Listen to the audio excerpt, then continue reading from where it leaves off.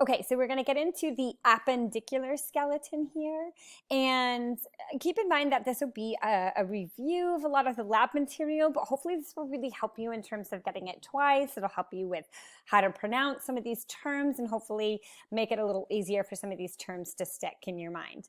So remember that the appendicular skeleton is going to include all of the bones of the upper limb as well as the lower limb, and then the bones that help attach those limbs to the trunk of the body. So it's going to be all of the bones of the pectoral girdle that attach the upper limb, and then all of the bones of the pelvic girdle that attach the lower limb. So when we, and I'm just going to turn my pin here on for a moment. So when we talk about the pectoral girdle down here versus the pelvic girdle down here, or I know they're kind of reverse of each other, right? So they're like up and down in the wrong place. But if you look at those, they're very different. And the reason that they're going to look so different, like here, if you look at the pectoral girdle, which again is going to consist of the clavicle and the scapula here, it's going to look kind of very light, and it doesn't look like it's as solid. It's not as notched. You'll see here, like if you look at this glenoid cavity where the upper arm is going to articulate, this humerus bone is going to articulate with the scapula, it's a very like a shallow depression. And so the reason is that there's going to be kind of a compromise here. So we're going to have kind of a compromise between mobility and stability and power, really. And so if you look here in this pectoral girdle is really going to be very light and allow for a great deal of mobility. This allows you to reach up and around, all up to the side. And so we get this great deal of mobility that we really don't see anywhere else in the body with that pectoral girdle. And so this is due to the fact that the clavicle really just is the only part of this pectoral girdle here that attaches to the skeleton. You can see here it attaches to the sternum here. And then then if you look at the scapula here, the scapula is going to attach to the thorax and the vertebral column only by muscles. And so because it attaches only by muscles, this allows the scapula to move quite freely.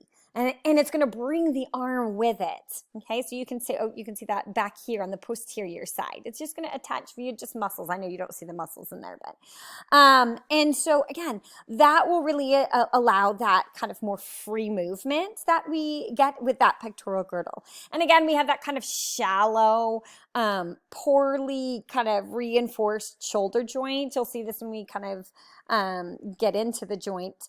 But this is really great for mobility, that we have this kind of shallow fossa here, but it's really bad for stability. And this is why we'll frequently get shoulder dislocations, which I'll show you in just a minute. So again, we have kind of a compromise there. Now, when you look at the pelvic girdle here, which the pelvic girdle is again going to consist of your hip bones, which are the os coxa here. And then you're going to see this one here is the sacrum. So your pelvic girdle is really going to be this kind of heavy, right? It is this heavy bones. And you'll see this really deep fossa here called the acetabulum, where the head of the femur is going to articulate.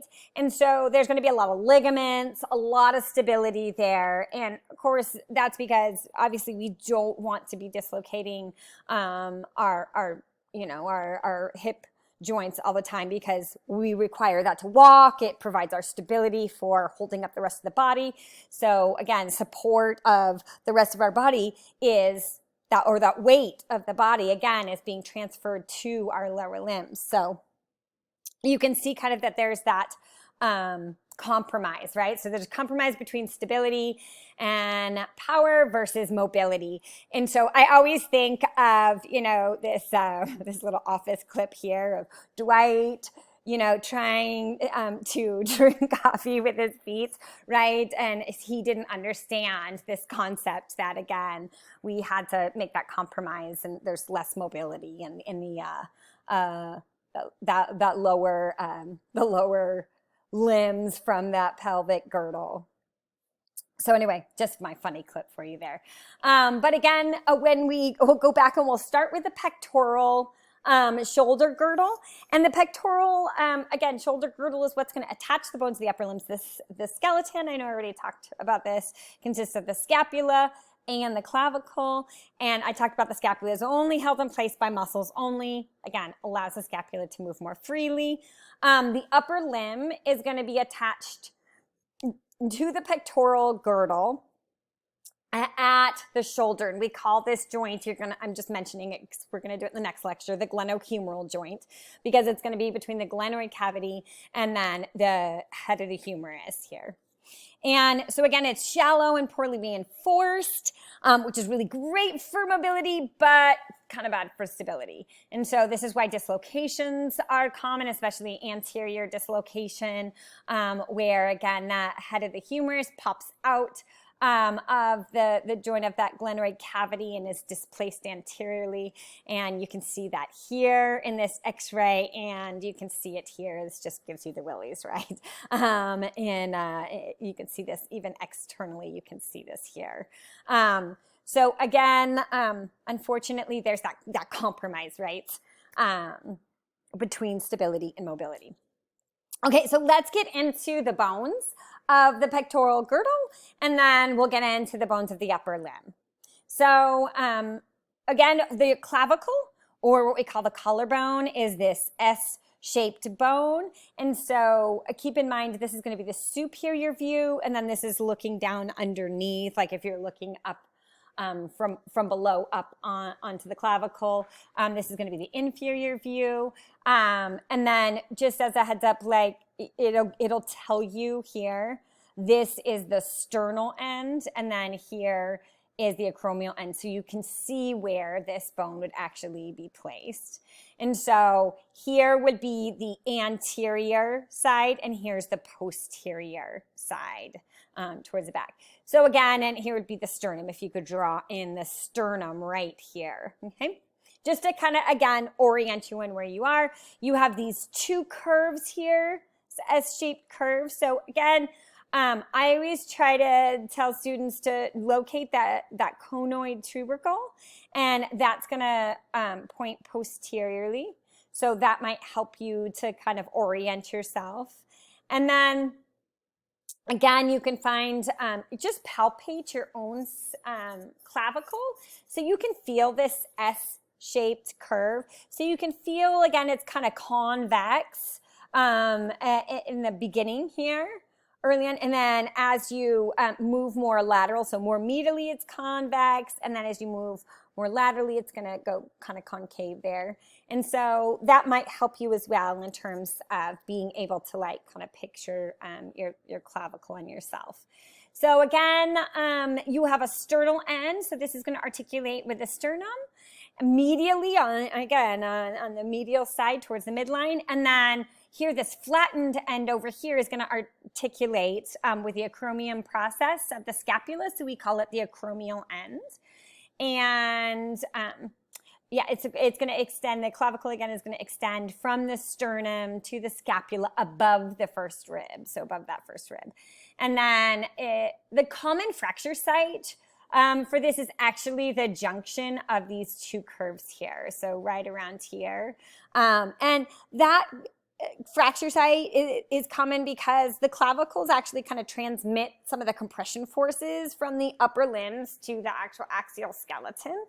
And so what happens is a lot of times if you fall and you put outstretched arms and you have a really hard fall, you put your arms outstretched to break that fall, and then that force, that compression force, is transmitted to, again, the clavicle and can fracture at that point there. So just a little like clinical anatomy for you there. So some of the features that you need to know obviously are going to be the acromion process, where the clavicle again is going to articulate with. Here's the coracoid process, and we'll talk about some of the ligaments again and muscles eventually that attach there. And then here's the glenoid cavity. You're going to see this is going to be the subscapular fossa. And so, again, if you picture It's hard to, I know, picture these on the skeleton, but try to go with your borders. So this is going to be the medial border, and that's because just look for this glenoid cavity. The glenoid cavity is obviously going to articulate with the arm, right? With your upper arm bone. So because it's going to be articulating with your upper arm bone, you know this is lateral. So that's the easy way to do the lateral border, and then this is the medial border. So this is the subscapular fossa that would be kind of right up against, the back of your ribs there.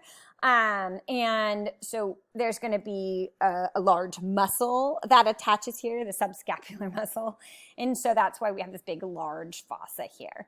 And then let me show you some other views of this. So now if you look at the posterior, the back side of the scapula, and this is where you can actually palpate your own scapula. You can feel this spine here of the scapula. So go ahead and you can palpate that on yourself. That's an easy way to help you remember that. And then again, because you have the glenoid cavity here, this is the lateral border, this is the medial border. Super easy on this one. Here is your spine. Above the spine is the supraspinous fossa. So that makes it nice and easy. And you're going to see you're going to have some muscles there that are called the supraspinatus muscles. Again, really nice because if you know some of these features of the bone, and you remember them, they're going to make learning the muscles so much easier. And then again, here is going to be the infraspinous fossa because it's below the spine, so infra. And again, then there's the glenoid cavity. Here's that acromion process. And then here's the coracoid process. Again, coracoid's a term that means beak-like. So you can see this is kind of a beak-like structure sticking out. So I think that was all I was going to talk about there. Oh, and then just as a fun fact for you, scapula actually means spade or shovel. So that's where it gets its name from. Okay, and then this is, again, just kind of looking into the glenoid cavity here with the point of attachment. And then you can see, again, all these processes.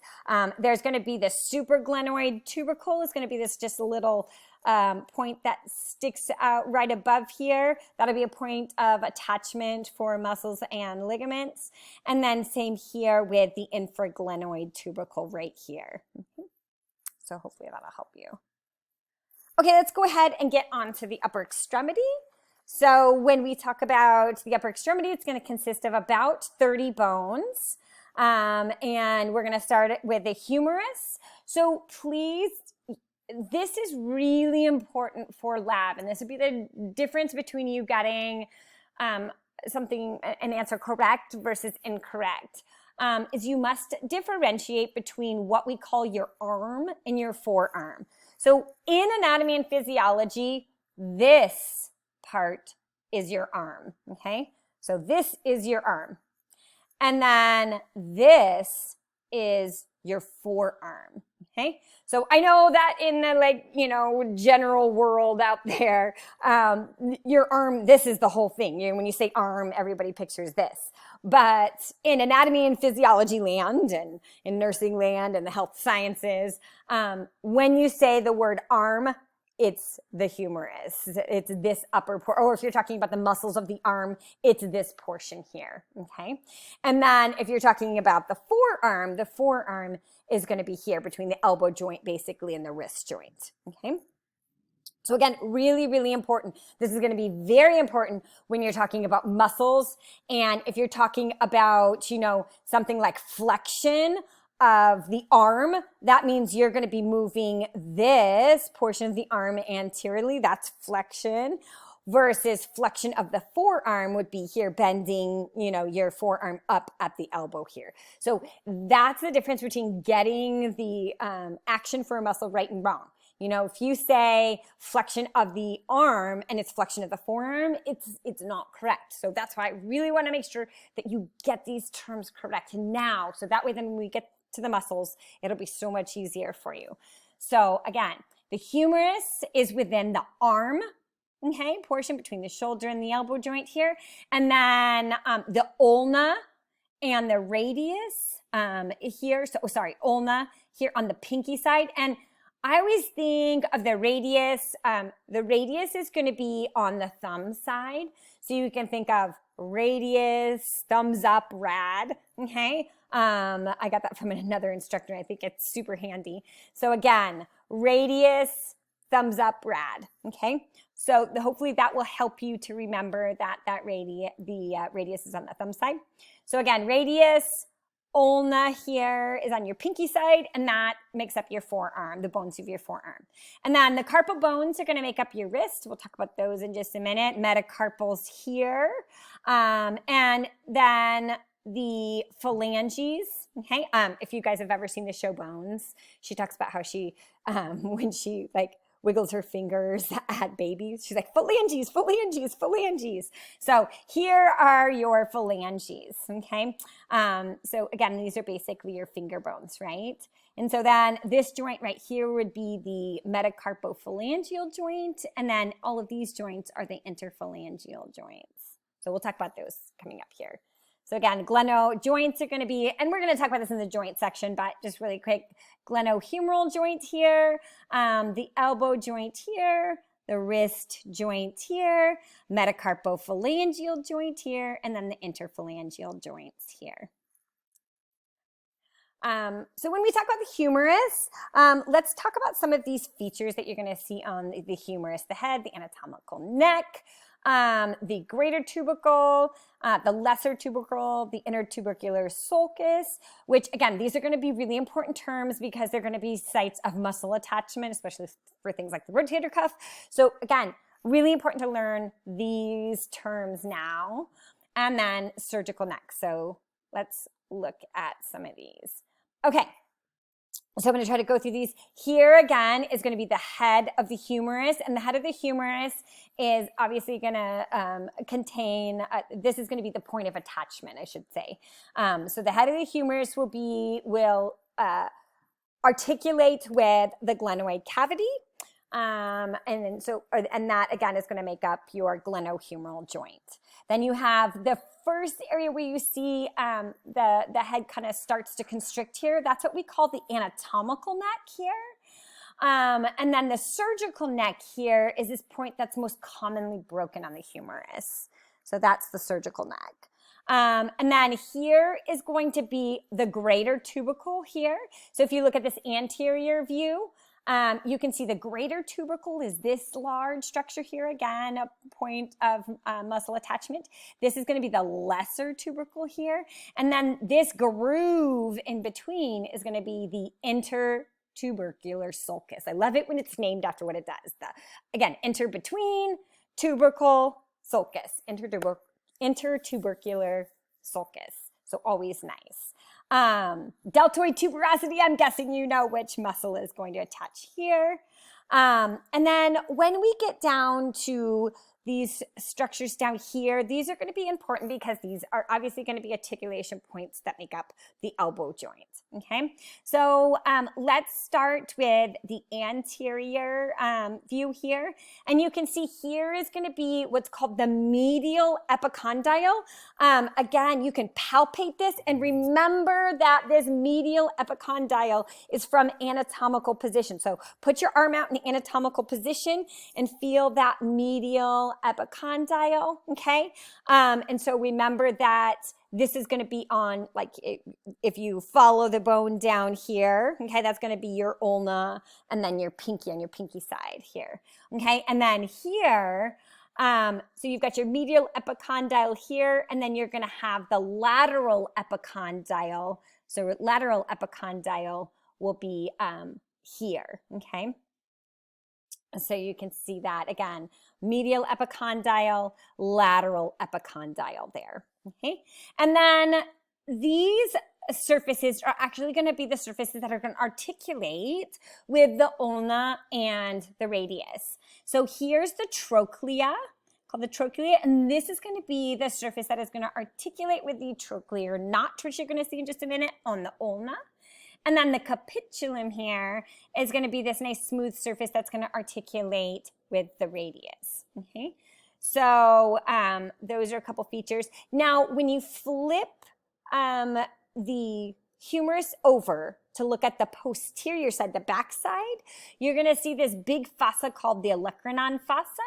And the olecranon fossa is going to be that point where the olecranon process, okay, is going to stick in when you push do what's called extension, or you're going to straighten your arm. And so that will allow, let me see if I can find, here we go, this olecranon process, okay, to fit into this lovely olecranon fossa here, okay? And that is going to make up your elbow. That's when you think about your elbow is actually not your humerus. It's actually going to be part of your ulna, and that's going to be the part that is going to stick in to that olecranon fossa there. Okay, so hopefully that gives you kind of a better understanding of the humerus. And then here you can just see kind of a detailed view of the articulation here. So again, you can look at, here's that trochlea. Again, the trochlea is that kind of like distal hourglass shape, kind of condyle that is going to articulate again with the trochlear notch of the ulna. And then here's the capitulum, which is going to articulate with the head of the radius. Okay, so you can kind of see that up close here. And again, you can see the medial and the lateral epicondyles, which you can palpate on yourself. Okay, so feel those, palpate those on yourself. And always just make sure that your arm is in anatomical position with your thumbs pointing out when you palpate these things. Again, here is that olecranon fossa. That's going to fit that olecranon process in there. Okay. So let's go ahead and look at the ulna and the radius now. So again, the ulna is going to be on the little finger side. So here's your ulna. And the ulna is going to have this trochlear notch here that is going to articulate with the trochlea of the humerus. I love it when they name things together, right? So it makes it a little bit easier to learn these together because this will lessen your load. So again, trochlear notch of the ulna articulates with trochlea of the humerus, okay? And then here you're gonna see there's gonna be something called the radial notch right here. It's gonna be another little articular surface on the ulna, and that radial notch is gonna articulate, of course, with the radius. So it's between the ulna and the radius, okay? So we call that the radial notch. And then you can see that here. So here's the trochlear notch that, again, on the ulna is going to articulate with that trochlea. And then here is this radial notch here, where just the edge of that, the side of the radius, the head of the radius is going to articulate there. Okay. And then this process right here is called the coronoid process. And again, I know we have a couple things on, it's because it's beak-like. So anytime it's beak-like, think coronoid process. And let's see, I think that's it. We have for the radius, we do have the radial tuberosity, sorry, before I leave this slide. And the radial tuberosity is going to be important it's an important site of muscle attachment. Let me see if I can find, do I have a slide of the radial tuberosity for you? Maybe I don't, but you'll see this in lab, and that radial tuberosity is important because, again, it's going to be the site for the muscle attachment for the biceps brachii, so big site. So again, oh, here, you can see the radial tuberosity right here. There you go. So again, you can see here's the head, the neck of the radius, radial tuberosity. And then down on the other end, you're going to see this styloid process, which you can palpate on yourself. So you can actually palpate that styloid process sticking out a little bit on your wrist. And then you can even palpate this, the ulnar styloid process as well. So you can palpate both of those. And for some people like me, that ulnar styloid process is actually quite large, and you can really feel that. Okay, so again, this is nice because it's just kind of an overview of all of the different structures that we talked about. And then also here's that interosseous membrane that's actually going to help stabilize the ulna and the radius and help to keep those bones, again, together. So very important. I think I kind of covered everything here, but if I leave anything out, just let me know or drop me a line if you have any questions, because I know some of these things I'm not necessarily covering for lecture, but I know you cover them in lab. So please let me know if I leave it out and you need a little more help with it. Okay, so let's go ahead and move on to now the wrist. So we're going to go ahead and talk about all of these carpal bones. So you just have to know that basically the carpal bones make up the wrist here. And you don't have to know all of the bones, all of the carpal bones. But we do suggest, and again, it's because we keep the anatomy courses consistent with each other. So we don't require it in any of the anatomy courses that you know all the carpal bones, but we do highly, highly suggest that you learn them because you're going to use it out in the health professional fields, because the wrist is commonly broken. And so it's really good to go ahead and just learn these bones. So the easy way to remember that is stop letting those people touch the cadaver's hand. So it goes S for scaphoid, L for lunate, T for triquetrum, P for pisiform, and then you go down to the next row, and I'll show you these: trapezium, trapezoid, capitate for cadaver, and then hamate. So you're going to start here, and you're going to go, again, scaphoid, and then you're going to go, so here's your scaphoid, lunate, okay, so there's your L, and then your triquetrum, and then your pisiform, and then you're going to go back down over here for the touch the cadaver's hand, and you're going to do trapezium, trapezoid, capitate, capitate right here, and then hamate there, okay? So again, I know that you don't have to know them for this class, but we really, really suggest that you learn them because they're used quite frequently out there. And then when we talk about these carpal bones, they actually kind of form this like boat-like structure on your wrist. And so if you look at, and remember the anterior side, if you're from anatomical position, you can see there's going to be a bunch of, let me show you a bunch of, oh, this is nice. So here's a better view of all of these carpals as well. So you can learn those carpals that way. But I want to talk really quick about carpal tunnel syndrome, and then we'll go into the rest of the hand. So what happens in carpal tunnel syndrome is you have all those carpal bones that kind of form this little kind of boat-like structure. They've got a little curve to them. And this is going to allow all of these ligaments basically, and then tendons to move through here, and especially the tendons for the fingers, so that you can move your fingers. So all of these tendons are going to run through what's called the carpal tunnel that's formed by those carpal bones and this really large ligament called the transverse carpal ligament that runs across here. And the nice part is it's transverse, it runs across in transverse direction, and then it's a carpal ligament again, forming the carpal tunnel. So the space underneath here is the carpal tunnel. And what ends up happening in carpal tunnel syndrome is oftentimes because of overuse, you can develop inflammation in these tendons that run, through the carpal tunnel to attach to the fingers.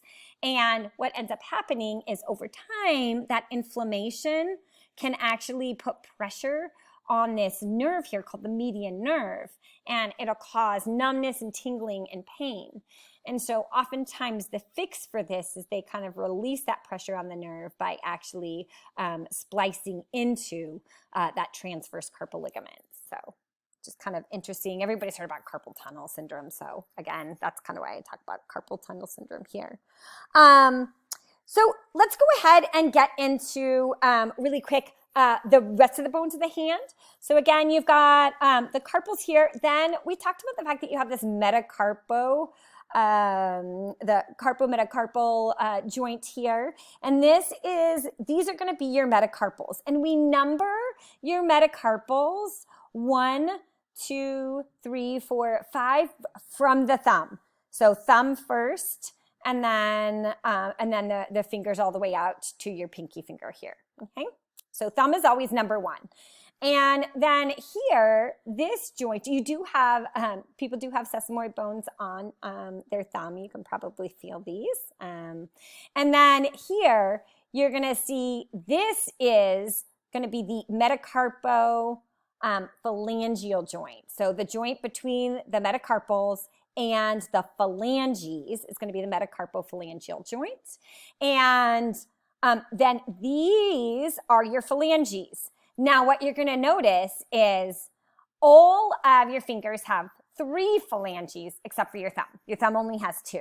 And so we label these. Whatever is closest again, or more proximal, is the proximal phalange, and then this is the distal phalange. So your thumb, or again, phalanges 1, are going to be the proximal phalange 1 and the distal phalange 1. Okay? Here, 2, 3, 4, 5 are going to have proximal, middle, and distal phalanges. And this is where I was telling you, again, if you ever watch, there's a Bone episode where she goes, phalanges, phalanges, phalanges, and she's wiggling her fingers. So hopefully that'll help you remember phalanges. So let's go ahead and we'll move on to the pelvic girdle. So the pelvic girdle, also called the hip girdle, is going to be formed by your 2 hip bones called the os coxa. So here's your os coxa here, these bones. Here's one os coxa all the way around here. And then here's the other os coxa bone. So again, your left and your right os coxa, as well as the sacrum, okay? So that's what's going to form your pelvic girdle. It's going to obviously attach the lower limbs to the exoskeleton. It's going to have these really strong ligaments, again, providing lots of stability. It's going to transmit the weight of the upper body down to the lower limbs. Again, another reason why we need that stability and that power support. And it's going to support your pelvic organs. So again, we have less mobility than the pectoral girdle, but more stability. We trade it out for more stability. And that's why, again, you don't see as many dislocations unless there's, again, you've got a condition where you've got like a connective tissue disorder and you've got loose ligaments that can happen. But a lot of times you're not going to see dislocations at the pelvic girdle, at that joint between the lower limb and the pelvis. So there are 3 fused bones that make up the os coxa. We're going to talk about these, the ilium, ischium, and pubis. I'll show you these, and then we'll talk about that, the acetabulum that is going to actually articulate with the head of the femur to form, again, that hip joint. So again, here's your pelvic girdle. It'll articulate posteriorly with the sacrum right here, forming that sacroiliac joint. My mom actually has a disease where she has degeneration of that sacroiliac joint. Or oftentimes called the SI joint for sacroiliac joint. And each hip bone, again, consists of the ilium, pubis, and ischium. Let me show you that. And these are going to fuse shortly after birth at the acetabulum. So all 3 of these bones fuse at the acetabulum. I'll show you that. And and then the bony pelvis, again, technically consists of the 2 hip bones, the sacrum, as well as the coccyx here. I didn't mention the coccyx there. So let's talk about the 3 bones that make up the pelvis. So here is the ilium. This is all the ilium. Here is the ischium, and the ischium is easy to remember because your sit bones has the ischial tuberosity, your sit bone there. And then here's the pubis bone, okay? And then you spend some time with, I'm not going to go over all of the parts of the coxobones here again, but spend some time with this. I know that oftentimes students will if you take this hip bone and you put the inside, the interior of the hip bone up to your ear, and then you put this close to your mouth, you can say obturator, obturator, instead of operator, operator, and that can help you remember the obturator foramen and also how to kind of position os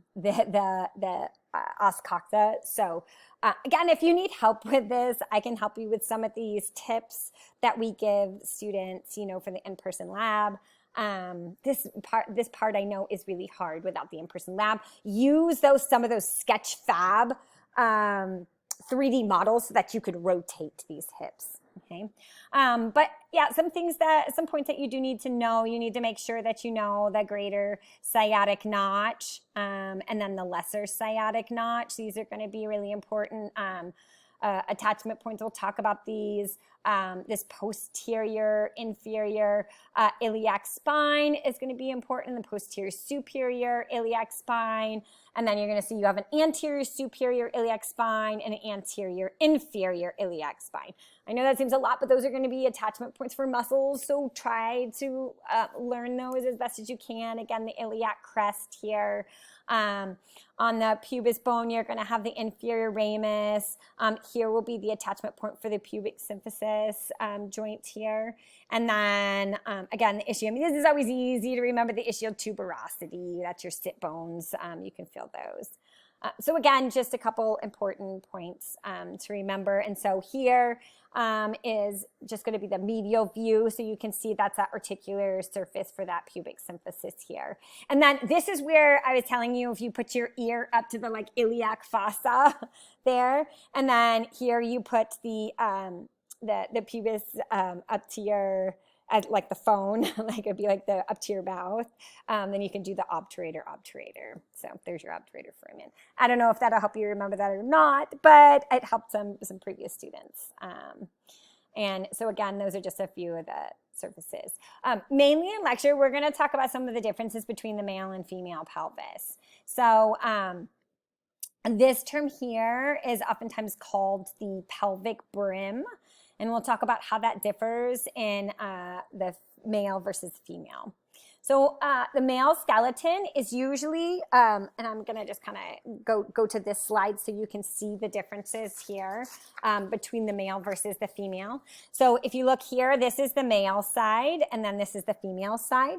So a male skeleton oftentimes is going to be larger and heavier. It'll have kind of some of these larger articular surfaces.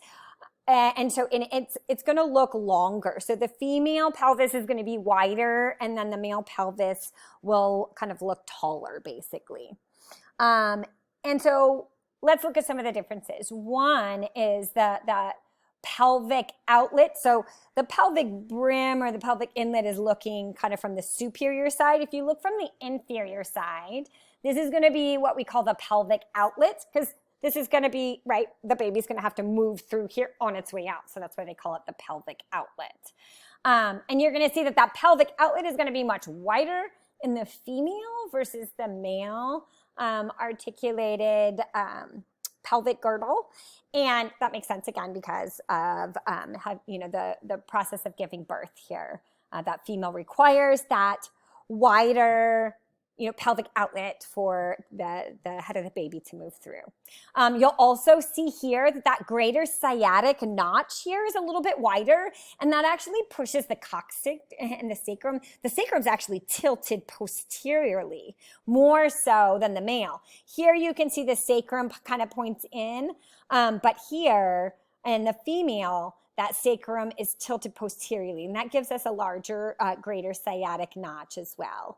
And so that's, again, just going to allow for a little more space so that as the baby moves through, you're less likely to have the baby hit your coccyx or your tailbone. Although that sometimes does happen, and that's happened to women during the birthing process. They actually break their coccyx. So that obviously there's good reason for that, right? And then in the female, so there's a larger pelvic inlet and a larger pelvic outlet. Again, that sacrum is tilted posteriorly, and so that leaves a little more space in that true pelvis.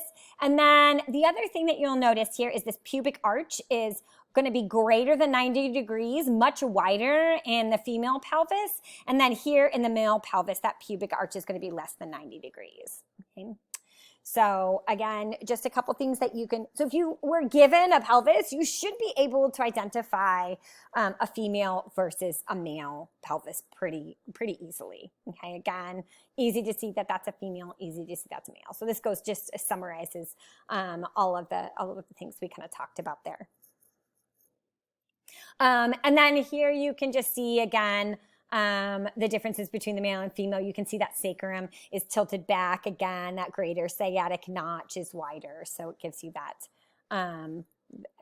that difference between the male and then the female. You can really see that again from this side profile and the male versus female, how much wider it is in the female.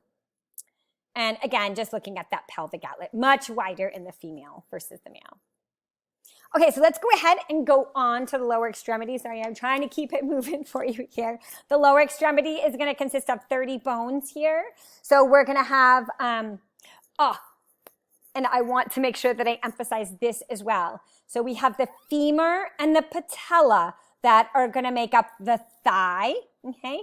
And then really important, okay? So when in anatomy land, when you say thigh, that refers to this region. When you say leg, leg refers only to this region below the patella, okay? So when in anatomy land, you refer to the thigh, the bone that makes up the thigh is the femur. In anatomy land, when you refer to the leg, the bone that makes up the leg, the bones that make up the leg are the tibia and the fibula. Really, really important because again, this will be the difference between whether or not you get an answer correct or incorrect, okay? So really important that you get that down now, leg versus thigh, okay? And then of course, leg, kind of like the upper limb, you know, you have the carpals that made up the wrist. So here in the foot, you're going to have, or in the ankle, I should say, you're going to have the tarsals that make up the ankle bones. And so you can think, if it helps you, you can think toe, tarsals, closer to the toes, right? If that helps you to remember their tarsals versus carpals. And then here, if you know that these are tarsals, then it'll be easier to remember that these are the metatarsals. And then they're going to be, again, labeled just like the other one with a big toe being number 1, and then 2, 3, 4, 5. And then you have the phalanges, okay? So again, your joints are going to be hip joint, knee joint. You're going to have the ankle joints here. And then you have your metatarsophalangeal joint right here, and then your interphalangeal joints there.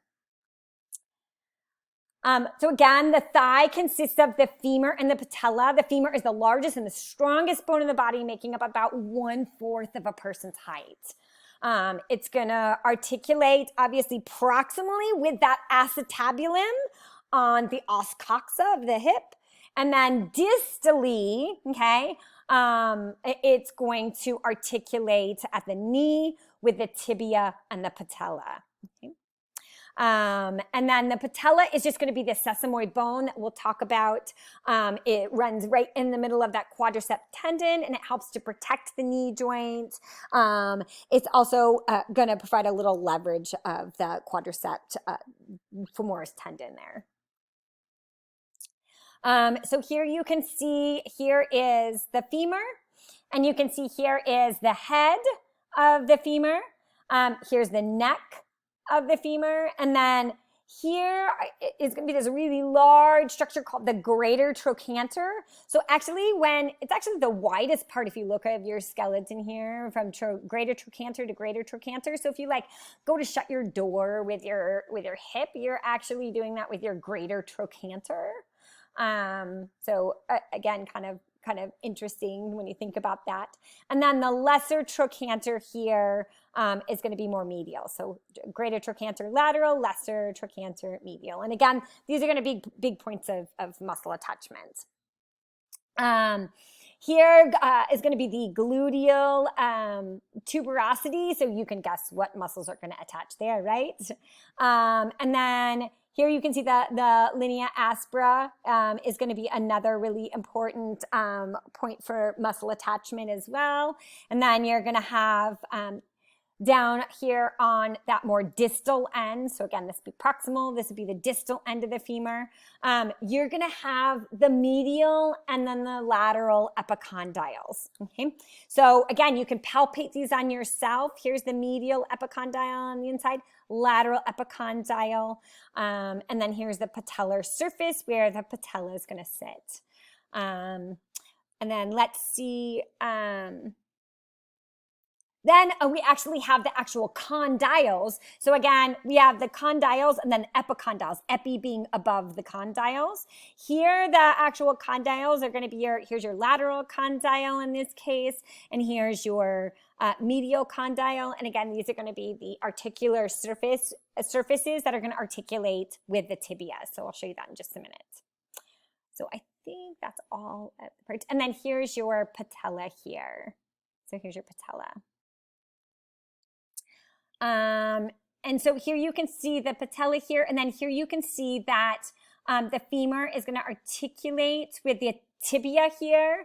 And again, this would be that medial condyle surface of the femur, and this is going to be that lateral condyle surface. And that's going to articulate with the tibia here. You can see the fibula does not articulate with the femur. Okay, so the fibula actually just articulates again with the tibia and the tarsals. So kind of interesting for you to see there.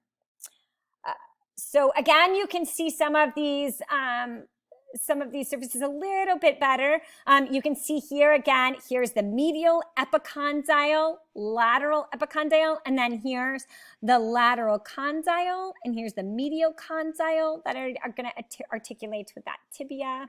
We'll talk more about in just a minute. And then that fossa in between the medial condyle and the lateral condyle is called the intercondylar, intercondylar fossa, okay, right in between. So, and again, then you can see that linea aspera a little bit better. So again, all points of the femur. The patella or kneecap, again, is that sesamoid bone. It's going to be located anterior of the knee joint. Again, you saw that here on the you saw the patellar surface right here, so the patella will sit right here. And that patella is going to function to protect the knee joint. So if you look as you bend your knees, so again, this is a horrible drawing, but you can pretend that that's the femur, and then here's the tibia here. As you bend your knee, if you didn't have the patella, you can, as you can imagine, you would have ligaments and things of this joint would be exposed. And so the patella is actually going to sit here and help protect that joint, as well as it's going to kind of function as to increase leverage of the quadricep tendon, because the quadricep tendon is going to run right over here, and the patella runs again. The patella is actually in that tendon. So those are a couple functions. Now, patellofemoral stress syndrome is a common knee problem. It's happened to me when I run. And what ends up happening is oftentimes here's the patella. And for me, what ends up happening is one of my quadricep muscles called the vastus lateralis, because of the way that I run, gets overdeveloped. And it actually is going to pull a little harder on the patella this direction than my vastus medialis, which is a little weaker. And so, so what ends up happening is my vastus lateralis gets overdeveloped and like really pulls the patella kind of off to the side a little bit. And it causes some rubbing and irritation and inflammation and stress there. So that's what we call the patellofemoral stress. So oftentimes, again, there is physical therapy that will help to fix that problem. So the fibula is not part of the knee, really important, not part of the knee joint. It's muscle attachment only across the knee here. So again, not part of the knee joint. It's actually going to articulate with the tibia.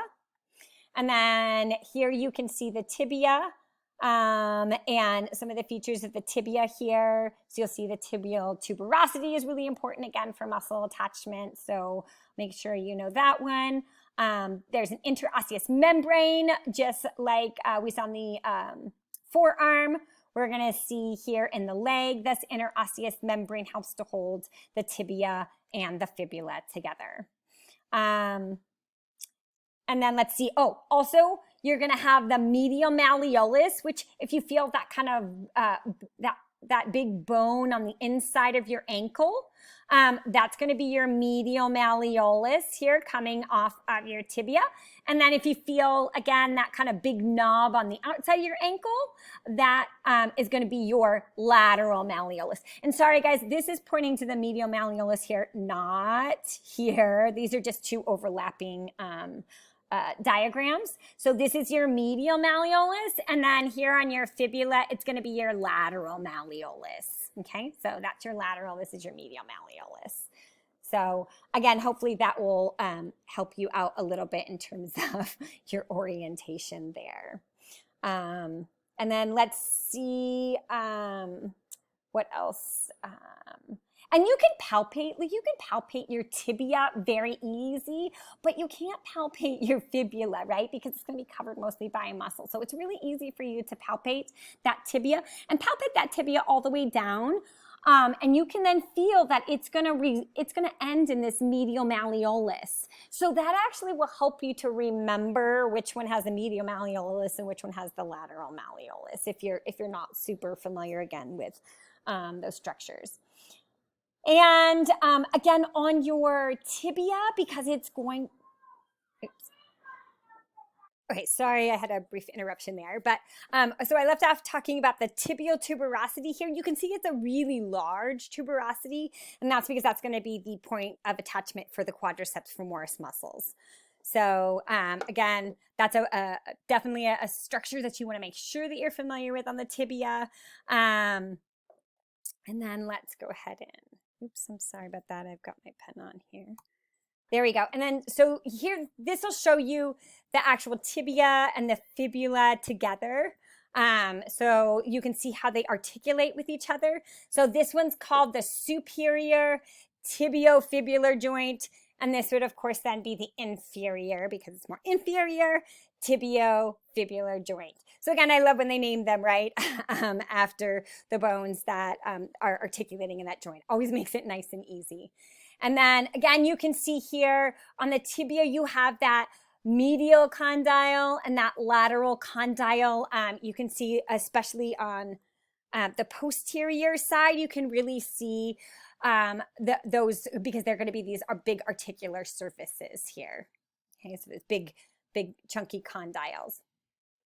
And then you're going to have this structure here called the intercondylar eminence. Again, at that point where it's going to articulate with the femur.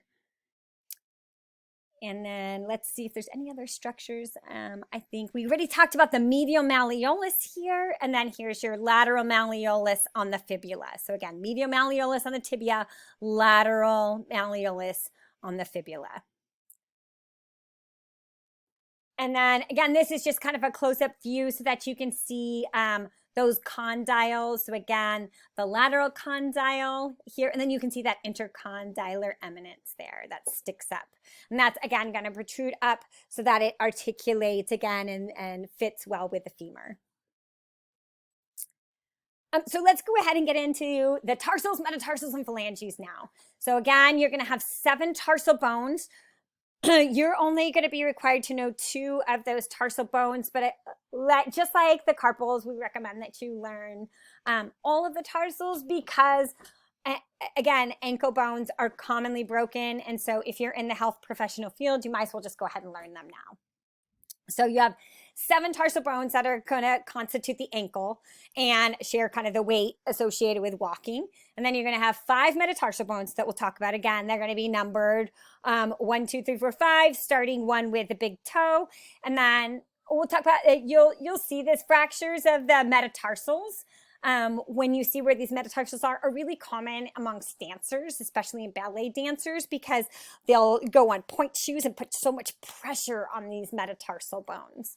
I mean, you got to think, if they're wearing point shoes, they're putting almost the weight of their body on these metatarsals, which is pretty impressive.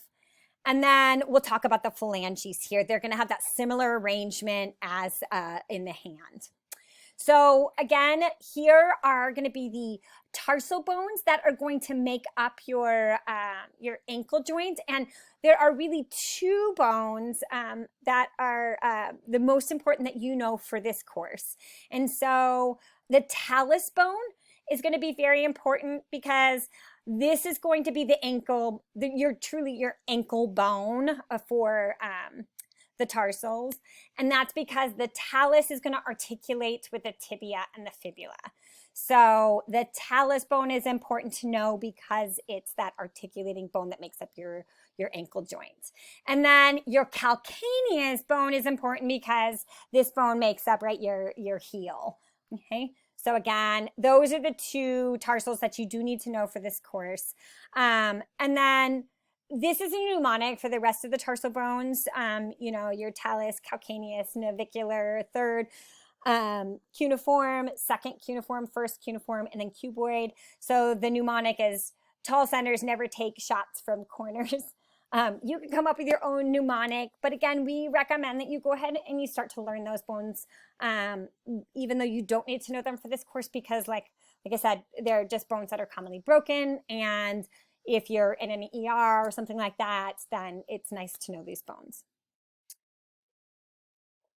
Okay, so we did the tarsals here, and then now we're going to go through the metatarsals. So the metatarsals are going to be named just like in the hand with the metacarpals though, right? The hand was metacarpal, so now your metatarsals in the feet, and they're going to be named 1, 2, 3, 4, and 5. 1 starting with, again, your big toe. And then here, just like before, you're going to have your phalanges. You're going to have your proximal and distal phalange for your big toe because there's only 2, just like your thumb. And then the rest of them, so 2, 3, 4, and 5, are going to have a proximal, middle, and distal phalange. And they're just called phalanges, same phalanges as they're called in the fingers, okay? So that is the same. It's nice, right? Keeps it consistent.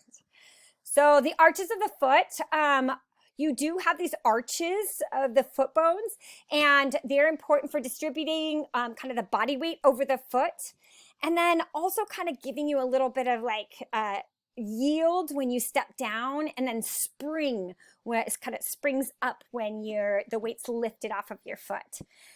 So you're going to see you have this kind of big transverse arch that actually goes across your foot, like where you tie your shoe, you know, where you would pull the 2 laces together across the top of your foot.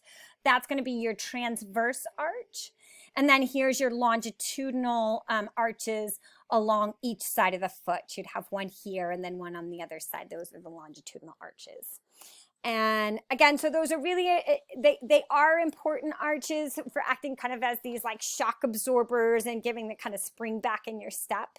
And so this can become a challenge if you have something called fallen arches or also flat feet. This oftentimes results from kind of some of the stress on those tendons and ligaments. And so it makes it very difficult to, you know, if you're to get that kind of spring back out of your step when you have this type of situation. It's also usually pretty painful, and it's a lot of times caused by if you're standing like in an immobile position for a long period of time. So a lot of time, like your grocers, people that are checking you out at the grocery store, they're standing for a long period of time. Hair cutter, you know, someone that's cutting your hair. Is in the type of position where they're going to be standing for a long period of time in one spot. And then also just running on really hard surfaces. So this is why it's always better to like run on a softer surface like the dirt or the grass than it is to run, you know, on the concrete, because the concrete's such a hard surface. So again, if you are running on hard surfaces, of course, having an issue with good arch support is always beneficial. And then really quickly, you can kind of read through these. We went through a lot of these on the development of the skeletal system. So again, you already know kind of bone forms from mesoderm. And it forms by intramembranous and endochondral ossification. We had talked about that. The skull, again, begins development during the 4th week after fertilization. So a lot of these we already talked about. We didn't talk about the limb buds, though. So the limb buds actually around the 5th week of embryonic life start to develop. And then by the 8th week, the limb buds have actually developed into actual limbs. So just kind of some interesting fun facts for you. And then here you can see that kind of C shape of the spine, right? Because your baby's not having to hold its head up, so it doesn't really have that cervical curve yet. And then because it's not having, again, to walk around, it doesn't have that lumbar curve as well. Okay, so it only has the thoracic and the sacral curves. Those are those primary curves. So you can kind of see that. And then unfortunately, as we age, we have all these things happen. This is kind of like the depressing slide, I feel like. This is a sad slide. So as we age, the intervertebral discs actually get thinner. They're less hydrated. They're less, that fibrocartilage is less elastic. And so this gives us a much higher risk of disc herniation as we age. It's also one of the reasons that we start to lose height. Is those intervertebral discs become thinner. So we actually lose several centimeters of height by the time you're age 55, believe it or not. And so obviously this is going to vary in individual to individual as well. But that happens partially because, again, those intervertebral discs then also, we know we had already talked about the fact that bones decrease in density as we age, and so we lose some of that bone mass, and that will also kind of add on to the fact that we're going to lose a little bit of that height over time. And then that also puts us, unfortunately, at a greater risk for fracture as we get older. And then, believe it or not, the costal cartilages actually start to ossify as well as we age. And that gives you a more rigid thorax. That's what actually causes you've probably seen this in a lot of the elderly. They have this kind of shallow breathing. And so that shallow breathing is because those costal cartilages ossify. And then it actually ends up causing like a less efficient gas exchange because they're doing this shallow breathing. So. All right, that is the end of the lecture. I feel like that was a horrible, sad note to end on, but hopefully you enjoyed kind of learning about the skeletal system. Please let me know if you have any questions.